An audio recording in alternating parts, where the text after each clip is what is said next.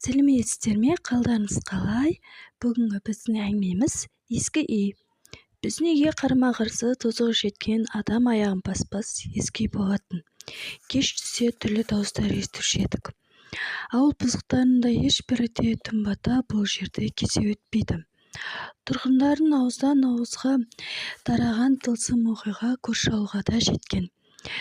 Бірі сенсе, бірі жындының сандырағы дейді.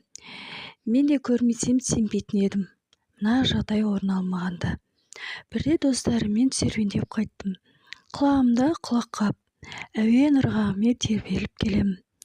Әлгі үйдің алдынан өте бергенде иығымнан біреу түрте қалды.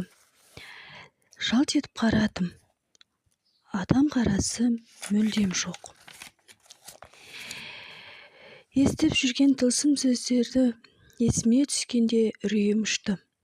Қорққаннан қос көрініме көзім ескі үйдің терезесіне түсті. Ақ көйлек киген кішкентай қыз қарап тұр екен.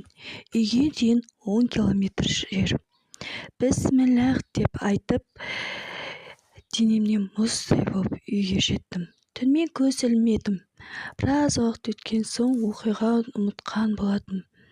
Бір кезде терезенің перделерін жауып жатқанда бір көрініске тап болдым. Ер адам қызы тұншықтырып жатыр екен. Үстімнен мұздай су құйып жібергендей болды. Ертесіне молда шақыртып, қой сойып, құран бағыштадық. Психикалық ауруы бар ағасы қарындасын тұншықтырып өлтірген. Артынша өзі де асылып өлген. Жетім қалған ағалы қарындастың жаны жай тапқан болар. Арғы өмірге тыныш кеткен болар.